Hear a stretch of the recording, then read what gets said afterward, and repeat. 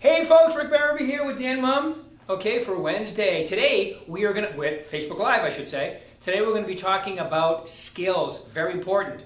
Okay, so like as I say, I get skills, they're multiplying, but you have to be working with that. Yeah, that's true. That comes from Greece, I just added it. Yeah, I like that. Impromptu. All right, so so you're out there doing it every day. Give us an idea of, like skills that would be required all the time, but especially today. Yeah, there's a lot. Especially today, let's see. What skills would be the most important? Your ability to communicate well is always important. I think that's going to be, I think the major distinction that most people don't make is skills and knowledge are different. Okay, so people think that real estate is a knowledge business. If I just learn this, they think of it as taking a test. Like if I just read this book, learn this material, then I know it and it's in my head forever and I'm good. And it doesn't work that way. Never. The real difference, I thought about this a lot, the real difference between skill and knowledge is practice. Skill is something that requires constant practice and attention. So when people think of skills, they think of something like dribbling a basketball or shooting a gun. They think of like physical skills, but there's also not physical skills. Like what we do in our business is skills based. There's a ton of different skills. So here's a few examples. How good are you at listening? How good are you at speaking slowly and matching the pace of the person you're talking to? How good are you at approving of what someone says and empathizing with them, even if you might disagree or if it causes some internal resistance with you? How good are you at pricing property? How good are you at knowing what the right price is for properties? We talked about that. How good are you at communicating that to buyers and sellers in a way that they understand? That's another skill. How good are you at negotiating contracts with other agents, negotiating contracts with your clients? How good are you prospecting? That's a giant skill with a bunch of sub-skills under it, right? All the different skills that go into prospecting. Expired listings, for sale by owners, just listed, just sold. Working your database is an actual skill. It's not just like you do it or you don't do it. Working your database is an actual skill that some people are really good at. Like Jamal Ely is great at working his database. I always use him as an example because he's my Facebook Live tomorrow. Oh, perfect. Good little segue. But yeah, I give him credit because he's just great at having conversations with people, striking up real meaningful conversations in a way that causes people to open up and not just have these little shallow surface level conversations that last 5 minutes. So all of those are different examples. I would say with him too, it factors into his personality style. Yeah, definitely. Because he's very engaging. One call Jamal. That's what we call him. Nice. Jokingly. But yeah, and what you just said is so true because once again, I'm going to mention this book. I'm just finishing it called The Talent Code. It's by the same guy that wrote Deep Work. Mm-hmm. Okay. And Deepak Chopra, I think? No, Dan Coyle, I think, wrote. Oh, okay. Maybe it's not the same author. But anyway, what he talks about is everybody thinks, well, listen to Dan. He is, he's incredibly good. He's gifted.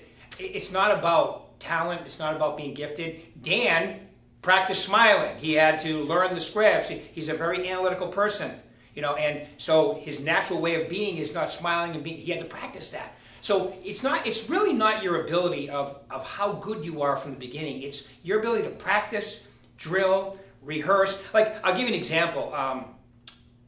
In this book, and I learned this today, I was like, this is kind of crazy stuff. And if you read Malcolm Gladwell's book, Outliers, it kind of dovetails this. But the last 5, this would be interesting for you. The last 5 people that held the world record for speed, Usain Bolt, and every one of them was in a family that had multiple children.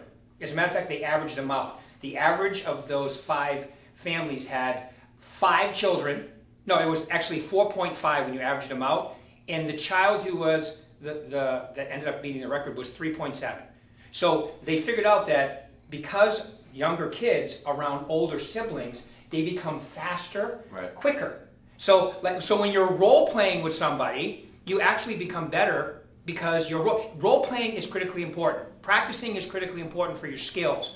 Yes, you can listen to the scripts until you know them inside out, upside down, and backwards. But until you practice them with somebody else, you don't solidify that skill, do you? No, not at all. So there's no amount of doing affirmations and saying positive things for yourself that will make up for not practicing and rehearsing. Those things are all good adjuncts. You do them in addition to a good practice and role play fundamental base, but they're not going to replace it. You can't wish yourself into having better skills. It doesn't happen. Yeah. 2 things need to happen to improve your skills. 1, you need to actually do the actual task. If I'm trying to get better at golf, I need to practice my golf swing. The second thing that needs to happen, I need to actually take golf swings. The second thing that needs to happen is I need to have some kind of feedback or coach or someone to give me corrections that I need to make and then implement those and then do it again for a while. So you kind of get this growth where it's like you improve your skills, you work on it, you improve your skills, you work on it, and that's the way that trajectory kind of works. If you just keep rehearsing the same crappy golf swing over and over again, those reps don't do anything for you, right? You don't get any better. So those are the two ingredients you need. Quick example, this morning, I did my role play this morning first thing. Usually most of the days it's 7:15. Right. I practiced a specific objection with an expired listing, and what I actually rehearsed was setting a virtual appointment, which we haven't done it a lot, and I've kind of lost discipline with it, so I practiced that. The first phone call I make, literally like I pick up the phone, I start dialing, the phone rings once, the guy answers, he's hiring a new agent. Immediately, I applied what I just practiced literally 3 minutes ago. And if I had not done that, I know for a fact I would not have been as efficient in handling it, and my confidence level was 10 times higher because I just did that. So it's like it's a direct application to making more money. And I also believe, well, two things. The first thing is, like you said a couple of videos ago, you don't become better at golf by watching golf. Right. Right. That's a very good point, I think. And the second thing is it's really weird that when you practice, drill, and rehearse the exact example, it's almost like you're gifted results from the work you. Is it true? It's very true. It's a very interesting, I would call it, universal thing that happens. Mm-hmm. You know, and then also like when you get really good at the objection handlers, you don't get as many because they can tell you're confident.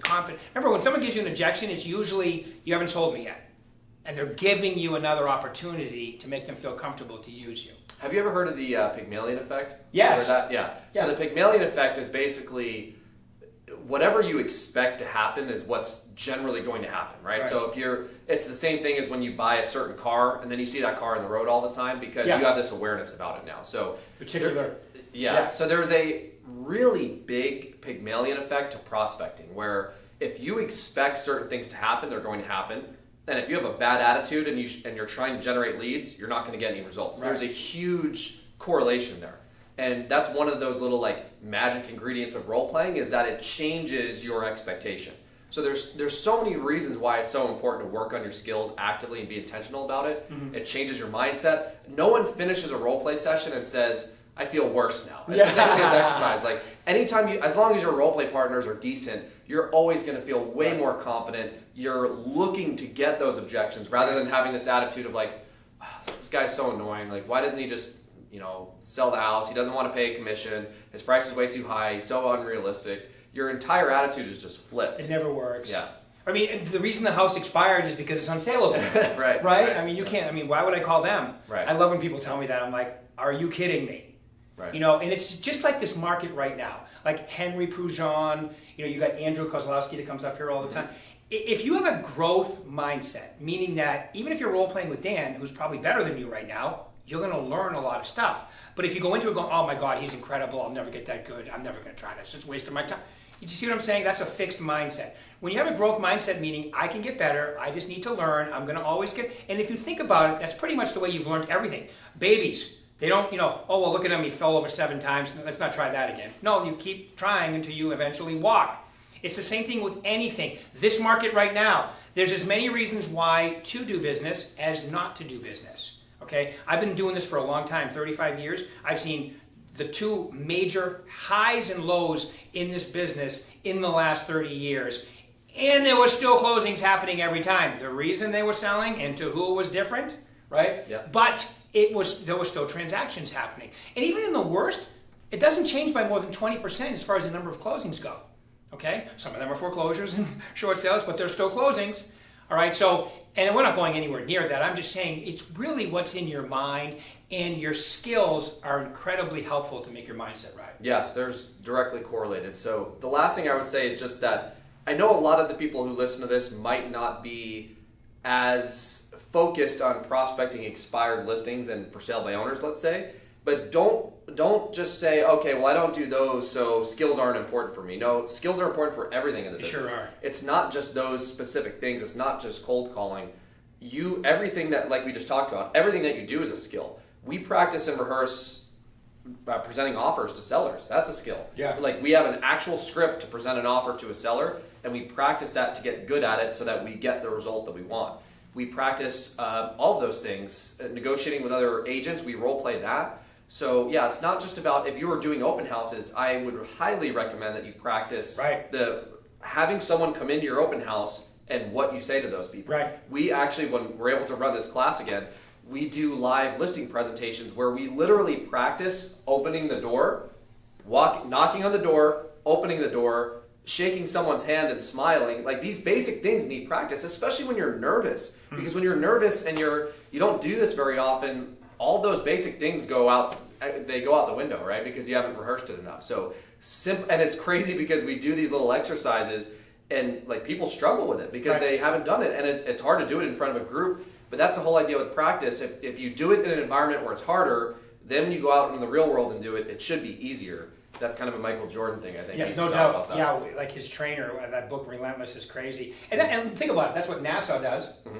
When you're an astronaut, you've done everything so many times that even when the most stressful things happen, you go on autopilot. Mm-hmm. And it's really what you're talking about. Yeah. So every part of your business, anything that requires. There's a saying that Grant Cardone has, I like, which is anything that's worth doing once is worth doing every day.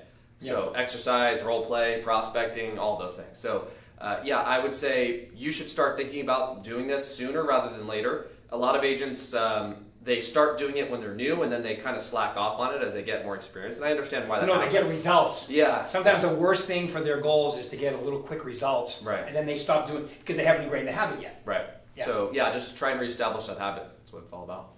All about. Awesome. Any final words for these people? No, that's it. Go practice. Go practice. Look at. Think about this. Actors practice. Every lawyers practice. And if you really want to make a lot of money in this business, okay, and do well or whatever your goals are, okay, it requires doing a little practice. And you know what? People think about it. You're a professional. And people are paying you a lot of money, like Dan says. Every conversation you're having in this Vegas, it's about $11,000. Arizona, it's a little more. In California, it's a lot more. Every time you're at a listing presentation, you're going to get paid $11,000 or more in gross income. Do you think it would be worth practicing? I remember, I'll just tell them a quick story. Sure. The first time I went on a listing presentation with a canned presentation, it's the Mike Ferry one. I still love that one. And I remember going through it, and I was so nervous with my tweed jacket. Remember the one with the little patches and the leather buttons? I rocked one of those, And I was soaking wet under there. I was so nervous. Yeah. But I left with the list. It was the best ride home ever because I got the listing. And I was shocked at how well it works. When I used to do prospecting schools at the Mike Ferry organization, people would fly from all over the country, Italy, Australia, all over the place. And then they would use the script for the first. I could always tell the ones that use the script for the first time, and they look at you like, holy cow, it works. It's amazing when you get into the pattern. Open-ended questions, repeat, approve, ask the next question, and you're practiced and you're skilled. People will want to use you. So, how's that for a skill? Just asking questions. Asking questions and not talking too much. Right? Yeah. That's a skill. Everyone needs to work on that. Not even just for business, but just for life in general. Being able to ask questions, because asking questions requires you to be more confident, because what you're doing is you're subsiding your ego for a minute and you're letting yourself open up to the other person and their opinions. And that's difficult. And no one just naturally is good at that. To your point before, everyone needs to work on that. So even if you didn't practice anything script related or whatever coach or trainer you want to use, if you just practiced asking questions to people and not talking, that's a good exercise. We do that all the time in this class. I remember when one of the things I wanted to try to do when I figured out what you just said was, I go to an appointment or a coaching call. I want to do 50% or less of the talking. Yeah. And you're right, it requires confidence because your ego says, in order to control this, I need to do all the talking, and it's exactly the opposite. People will say things like, you're interesting, wow, we really feel it, we got along really well. Because when you make them the subject and not you, people find you interesting. When you want to tell them how wonderful you are and you repel them, even the ones that are smiling at you and looking at you like this, they still don't sign with you. When you draw them in is really the way to look at it. That's when you're a rock star. Getting people to self-discover is way better than trying to run them over. Yeah, completely agree. All right, guys. Thanks, Dan. All right, Thanks, see you next time. Woo! See you next time.